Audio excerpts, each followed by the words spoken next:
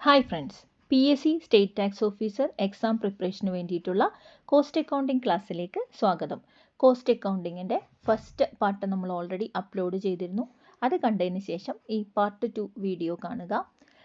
എൻ്റെ ക്ലാസ് നിങ്ങൾക്ക് ഉപകാരപ്പെടുന്നുണ്ടെങ്കിൽ തീർച്ചയായിട്ടും നിങ്ങൾ ലൈക്ക് ചെയ്യണം. നിങ്ങളുടെ ലൈക്കും കമൻറ്റും ആണ് എനിക്ക് നിങ്ങൾക്ക് എൻ്റെ ക്ലാസ് ഉപകാരപ്പെടുന്നുണ്ടോ എന്ന് മനസ്സിലാക്കാനുള്ള ഒരു മാർഗം. അപ്പോൾ അതുകൊണ്ട് തന്നെ തീർച്ചയായിട്ടും ഉപകാരപ്പെടുന്നുണ്ടെങ്കിൽ നിങ്ങൾ ലൈക്ക് ചെയ്യുക. അതുപോലെ തന്നെ കമൻറ്റും ഞാൻ എക്സ്പെക്റ്റ് ചെയ്യുന്നു. ഓക്കെ, നേരെ നമുക്ക് ക്ലാസ്സിലേക്ക് കടക്കാം. ഫസ്റ്റ് വീഡിയോയിൽ നമ്മൾ കോസ്റ്റ് കോൺസെപ്റ്റ്സ് ആണ് നമ്മൾ ഡിസ്കസ് ചെയ്തുകൊണ്ടിരുന്നത്. അതിൽ തന്നെ വരുന്നതാണ് പ്രോഫിറ്റ് സെൻറ്റർ. പ്രോഫിറ്റ് സെൻറ്റർ എന്ന് പറഞ്ഞാൽ it is that segment of activity of a business which is responsible for both revenue and expenses. റവന്യൂവിനും അതുപോലെ തന്നെ എക്സ്പെൻസിനും ഒരേപോലെ റെസ്പോൺസിബിൾ ആയിട്ടുള്ള ഒരു ബിസിനസ്സിൻ്റെ ഒരു യൂണിറ്റിനെ അല്ലെങ്കിൽ ഒരു സെഗ്മെൻറ്റ് ഓഫ് ആക്ടിവിറ്റിയാണ് പ്രോഫിറ്റ് സെൻറ്റർ എന്ന് പറയുന്നത്. ഒരു എക്സാമ്പിൾ പറഞ്ഞാൽ ഒരു ഫേമിന് 2 അതിലധികമോ ബ്രാഞ്ചസ് ഉണ്ട് എന്ന് വിചാരിക്കാം. അപ്പോൾ ഓരോ ബ്രാഞ്ചിനും ബ്രാഞ്ച് മാനേജേഴ്സ് ഉണ്ടാവും അല്ലേ? അവിടെ റെസ്പോൺസിബിൾ ആയിട്ടുള്ള ആരാണ്? ബ്രാഞ്ച് മാനേജേഴ്സ് ആയിരിക്കും അവിടെ റെസ്പോൺസിബിൾ ആയിട്ടുള്ളത്. പിന്നെ ഓരോ ബ്രാഞ്ചസും എൻ്റെ ഒരു പെർഫോമൻസ് എങ്ങനെയാണ് വിലയിരുത്തുന്നത്? അവരെത്ര പ്രോഫിറ്റ് ഏൺ ചെയ്തു എന്നത് വെച്ചിട്ടാണ് ഓരോ ബ്രാഞ്ചസും വിലയിരുത്തപ്പെടുന്നത്. അപ്പോൾ ആ ഒരു രീതിയിൽ ഇത് ചിന്തിക്കാം. പ്രോഫിറ്റ് സെൻറ്റർ എന്ന് പറഞ്ഞാൽ it is A segment of activity of A business which is responsible for both revenue and expense. ഇനി ഇവിടുത്തെ പെർഫോമൻസ് മെഷർ ചെയ്യപ്പെടുന്നത് ആ സെഗ്മെൻറ്റിൽ എത്ര പ്രോഫിറ്റ് ഏൺ ചെയ്തു എന്നത് വെച്ചിട്ടാണ്. അതുപോലെ തന്നെ പ്രോഫിറ്റ് സെൻറ്റേഴ്സ് ക്രിയേറ്റ് ചെയ്യുന്നത് മാനേജേഴ്സിന് റെസ്പോൺസിബിലിറ്റി ഡെലിഗേറ്റ് ചെയ്യാനും അവരുടെ പെർഫോമൻസ് വളരെ ഇഫക്റ്റീവായിട്ട് ഇവാലുവേറ്റ് ചെയ്യാനുമാണ് പ്രോഫിറ്റ് സെൻറ്റേഴ്സ് ക്രിയേറ്റ് ചെയ്യപ്പെടുന്നത്. നമ്മൾ പറഞ്ഞതൊക്കെ തന്നെയാണ് അതിൻ്റെ features. Which is responsible for both income and cost. Revenue അതുപോലെ തന്നെ എക്സ്പെൻസിന് ഒരേപോലെ റെസ്പോൺസിബിൾ ആയിട്ടുള്ള സെഗ്മെൻറ്റ് ഓഫ് ആക്ടിവിറ്റിയാണ് പ്രോഫിറ്റ് സെൻറ്റർ എന്ന് പറയുന്നത്. ഇനി ഓരോ യൂണിറ്റിൻ്റെയും അല്ലെങ്കിൽ ഓരോ സെഗ്മെൻറ്റിൻ്റെയും പ്രോഫിറ്റ് സെപ്പറേറ്റ് ആയിട്ട് മെഷർ ചെയ്യപ്പെടുന്നുണ്ട് അല്ലേ? ഓരോ ബ്രാഞ്ചസിലും സെപ്പറേറ്റ് ആയിട്ടാണ് അവിടുത്തെ പ്രോഫിറ്റ് മെഷർ ചെയ്യപ്പെടുന്നത്. പിന്നെ ഇതെന്തിനു വേണ്ടിയിട്ടാണ്? It helps in decentralisation of മാനേജ്മെൻറ്റിന് മാനേജേഴ്സിലേക്കൊക്കെ അവരുടെ അതോറിറ്റി ഡെലിഗേറ്റ് ചെയ്യാൻ വേണ്ടിയിട്ടാണ് പ്രോഫിറ്റ് സെൻറ്റേഴ്സ് ക്രിയേറ്റ് ചെയ്യുന്നത്. ഇനി managers are given authority to achieve profit target ഉണ്ടായിരിക്കും. ഓരോ പ്രോഫിറ്റ് സെൻറ്റേഴ്സിലും കൃത്യമായ പ്രോഫിറ്റ് ടാർജറ്റ് ഉണ്ടായിരിക്കും. Both cost and revenue are measured in monetary ടേംസിലാണ് കോസ്റ്റും റവന്യൂ കാൽക്കുലേറ്റ് ചെയ്യപ്പെടുന്നത്. എക്സാമ്പിൾ ഞാൻ ഓൾറെഡി പറഞ്ഞു. ബ്രാഞ്ച് ഓഫീസ് ആകാം, അല്ലെങ്കിൽ പ്രൊഡക്റ്റ് ഡിവിഷൻ ആകാം, അല്ലെങ്കിൽ ഒരു കമ്പനിയുടെ സബ്സിഡറി കമ്പനി തന്നെ ആകാം. ഓക്കെ, ഡെഫിനിഷൻ ഇവിടെ പറയുന്നുണ്ട്. Profit centre is a department or division for which expense and revenue are accumulated and profit is ascertained. Okay, cost centre എന്താണെന്നുള്ളത് ഡീറ്റെയിൽ ആയിട്ട് നമ്മൾ ഫസ്റ്റ് പാർട്ടിൽ പറഞ്ഞിട്ടുണ്ട്. ഇനി ഇവ തമ്മിലുള്ള ഡിഫറൻസ് നമുക്കൊന്ന് നോക്കാം. കോസ്റ്റ് സെൻറ്ററും പ്രോഫിറ്റ് സെൻറ്ററും തമ്മിലുള്ള ഡിഫറൻസ് നോക്കാം. കോസ്റ്റ് സെൻറ്ററിൻ്റെ മീനിങ് നമ്മൾ ഓൾറെഡി പറഞ്ഞതാണ്. It is a smallest segment of activity or area of responsibility for which cost are collected. കോസ്റ്റിന് റെസ്പോൺസിബിൾ ആയിട്ടുള്ള സെഗ്മെൻ്റ് ആണ് കോസ്റ്റ് സെൻറ്റർ എന്ന് പറയുന്നത്. പ്രോഫിറ്റ് സെൻറ്റർ എന്ന് പറഞ്ഞാൽ നമ്മൾ ഓൾറെഡി പറഞ്ഞു, which is responsible for both revenue and എക്സ്പെൻസിനും അതുപോലെ തന്നെ റവന്യൂവിനും ഒരേപോലെ റെസ്പോൺസിബിൾ ആയിട്ടുള്ള സെഗ്മെൻ്റ് ആണ് പ്രോഫിറ്റ് സെൻറ്റർ എന്ന് പറയുന്നത്. ഇനി രണ്ടാമത്തെ ഡിഫറൻസ് നമുക്ക് നോക്കാം. കോസ്റ്റ് സെൻറ്റർ ക്രിയേറ്റ് ചെയ്യുന്നത് നമ്മൾ കോസ്റ്റ് അസർട്ടൈൻ ചെയ്യാനും അതുപോലെ തന്നെ കോസ്റ്റ് കൺട്രോളിനും വേണ്ടിയിട്ടാണ്. അതേസമയം പ്രോഫിറ്റ് സെൻറ്റർ ക്രിയേറ്റ് ചെയ്യുന്നത് ഡീസെൻട്രലൈസേഷനും അതുപോലെ തന്നെ റെസ്പോൺസിബിലിറ്റി മാനേജേഴ്സിലേക്ക് ഡെലിഗേറ്റ് ചെയ്യാനുമാണ് പ്രോഫിറ്റ് സെൻറ്റേഴ്സ് ക്രിയേറ്റ് ചെയ്യുന്നത്. ഇനി കോസ്റ്റ് സെൻറ്റർ എന്ന് പറഞ്ഞാൽ വളരെ സ്മോളർ ആയിട്ടുള്ള ഓട്ടോണമസ് ആയിട്ടുള്ള സെൻറ്റേഴ്സാണ്. അത് കോസ്റ്റ് കൺട്രോളിനും കോസ്റ്റ് അസർട്ടൈൻമെൻറ്റിനും വേണ്ടിയിട്ടുള്ള വളരെ സ്മോളർ ആയിട്ടുള്ള ഓട്ടോണമസ് സെൻറ്റേഴ്സാണ് കോസ്റ്റ് സെൻറ്റേഴ്സ് എന്ന് പറയുന്നത്. അതേസമയം പ്രോഫിറ്റ് സെൻറ്റർ എന്ന് പറഞ്ഞാൽ ലാർജർ ഓട്ടോണമസ് ആയിട്ടുള്ള സെഗ്മെൻറ്റ്സ് ആണ്. ഇനി കോസ്റ്റ് സെൻറ്റേഴ്സിൽ കോസ്റ്റ് ടാർജറ്റ്സ് ഒന്നും ഉണ്ടാവില്ല, പക്ഷേ മാക്സിമം എഫേർട്ട് എടുക്കുന്നത് കോസ്റ്റ് മിനിമൈസ് ചെയ്യാൻ വേണ്ടിയിട്ടാണ്. അതേസമയം പ്രോഫിറ്റ് സെൻറ്റേഴ്സിൽ കൃത്യമായ പ്രോഫിറ്റ് ടാർജറ്റ് ഉണ്ടായിരിക്കും. അതുപോലെ തന്നെ അത് അറ്റൈൻ ചെയ്യാനുള്ള പോളിസീസൊക്കെ അവർ അഡോപ്റ്റ് ചെയ്യുകയും ചെയ്യുന്നു.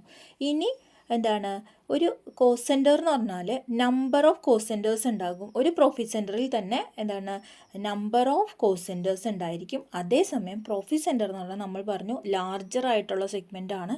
അപ്പോൾ അതുകൊണ്ട് തന്നെ ഒരു കമ്പനിയുടെ സബ്സിഡിയറി കമ്പനിയോ കമ്പനിയുടെ ഡിവിഷനോ അല്ലെങ്കിൽ കമ്പനിയുടെ ബ്രാഞ്ചോ ഒക്കെ ആകാം ഈ പ്രോഫിറ്റ് സെൻറ്റർ എന്ന് പറയുന്നത്. ഒരു ലാർജർ ആയിട്ടുള്ള ഒരു സെഗ്മെൻ്റാണ് പ്രോഫിറ്റ് സെൻറ്റർ എന്ന് പറയുന്നത്. These are the difference between cost centre and profit centre. ഇനി നമുക്ക് റെസ്പോൺസിബിലിറ്റി സെൻറ്റർ എന്താണ്, different types of responsibility centres ഏതൊക്കെയാണ് എന്ന് നോക്കാം. റെസ്പോൺസിബിലിറ്റി സെൻറ്റർ എന്ന് പറയുന്നത് ഒരു ഓർഗനൈസേഷൻ്റെ ഒരു യൂണിറ്റോ അല്ലെങ്കിൽ സെഗ്മെൻറ്റോ ആകാം, which is headed by a manager. ഒരു മാനേജറിൻ്റെ കീഴിൽ വരുന്ന ഒരു യൂണിറ്റോ സെഗ്മെൻറ്റോ ആണ് റെസ്പോൺസിബിലിറ്റി സെൻറ്റർ എന്ന് പറയുന്നത്. ആ സെഗ്മെൻറ്റിൻ്റെ പെർഫോമൻസിന് ആരായിരിക്കും റെസ്പോൺസിബിൾ ആയിരിക്കുക? മാനേജർ ആയിരിക്കും റെസ്പോൺസിബിൾ ആയിരിക്കുക. ഇനി ഇതെന്തിനു വേണ്ടിയിട്ടാണ് റെസ്പോൺസിബിലിറ്റി സെൻറ്റർ ക്രിയേറ്റ് ചെയ്യുന്നത് എന്നാണ് അവിടെ പറയുന്നത്. It helps in effective control and evaluation of organisational activities. Organisational ആക്ടിവിറ്റീസിൻ്റെ എഫക്റ്റീവ് കൺട്രോളിനും ഇവാലുവേഷനും വേണ്ടിയിട്ടാണ് റെസ്പോൺസിബിലിറ്റി സെൻറ്റർ ക്രിയേറ്റ് ചെയ്യുന്നത്. ഇനി അതിൻ്റെ ടൈപ്സ് നമുക്ക് നോക്കാം. കോസ്റ്റ് സെൻറ്റർ നമ്മൾ ഓൾറെഡി പറഞ്ഞതാണ്, which is responsible for cost responsible ആയിട്ടുള്ള കോസ്റ്റ് ഇൻഫർമേഷൻ കളക്ട് ചെയ്യാനും അതുപോലെ തന്നെ അത് അസർട്ടൈൻ ചെയ്യാനും ഒക്കെ വേണ്ടിയിട്ടുള്ളൊരു സെഗ്മെൻ്റാണ് കോസ്റ്റ് സെൻറ്റർ എന്ന് പറയുന്നത്. അപ്പോൾ cost centre is a smallest segment of activity which is responsible for cost. Okay, ഇനി ഇത് ഫോക്കസ് ചെയ്യുന്നത് cost control and cost reduction ആണ്. ഇനി അടുത്തതാണ് revenue centre.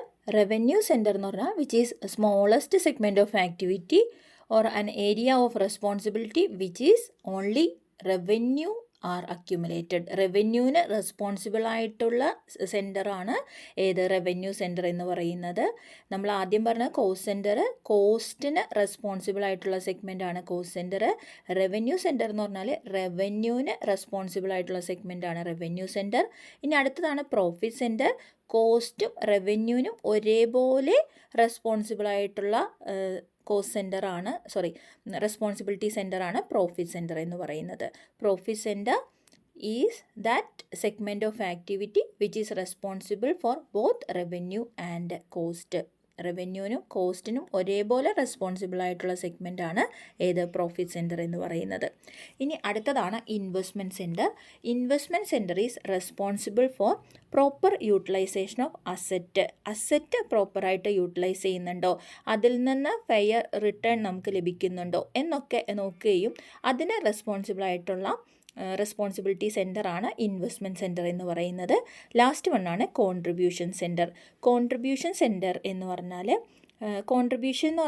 Sales minus variable കോസ്റ്റാണ് കോൺട്രിബ്യൂഷൻ എന്ന് പറയുന്നത്. അപ്പോൾ അതുകൊണ്ട് തന്നെ it is responsible for both revenue and variable cost. റവന്യൂവിനും വേരിയബിൾ കോസ്റ്റിനും അത് അസർട്ടൈൻ ചെയ്യുകയും റവന്യൂ വേരിയബിൾ കോസ്റ്റിനേക്കാളും എക്സസ് ഉണ്ടോ കോൺട്രിബ്യൂഷൻ ഉണ്ടോ എന്നൊക്കെ ചെക്ക് ചെയ്യുകയും അതിന് റെസ്പോൺസിബിൾ ആയിട്ടുള്ള റെസ്പോൺസിബിലിറ്റി സെൻറ്ററാണ് ഏത് കോൺട്രിബ്യൂഷൻ സെൻറ്റർ എന്ന് പറയുന്നത്. അപ്പോൾ റെസ്പോൺസിബിലിറ്റി സെൻറ്റർ 5 ടൈപ്പാണുള്ളത്. ഏതൊക്കെയാണ്? Cost centre, revenue centre, profit centre, investment centre and contribution centre. ഇതൊക്കെ PSCയിൽ എപ്പോഴും മാറി മാറി ചോദിച്ച് കാണാറുള്ള ഏരിയ ആണ് കേട്ടോ. അപ്പോൾ ഇത് പഠിക്കാതെ എക്സാമിന് പോകരുത്. Next is cost objects. Cost objects എന്ന് പറയുന്നത് ഒരു പ്രൊഡക്റ്റോ സർവീസോ ആക്ടിവിറ്റി ഓർ ഒരു പ്രോസസ്സ് ആകാം for which separate measurement of cost is required. ഓരോന്നിനും സെപ്പറേറ്റ് കോസ്റ്റ് മെഷർമെൻറ്റ് ആവശ്യമായിട്ടുള്ള എന്തിനേയും നമുക്ക് എന്ത് പറയാം? കോസ്റ്റ് ഒബ്ജക്ട്സ് എന്ന് പറയാം. പ്രൊഡക്റ്റ് ആണെങ്കിൽ example car, computer, mobile phone, television, അങ്ങനെ എന്തിനേയും നമുക്ക് എന്ത് പറയാം? കോസ്റ്റ് ഒബ്ജക്റ്റ് എന്ന് പറയാം. ഓരോന്നിനും ഡിഫറെൻ്റ് ആയിട്ടുള്ള കോസ്റ്റ് മെഷർമെൻ്റ് ആണ് വേണ്ടി വരിക.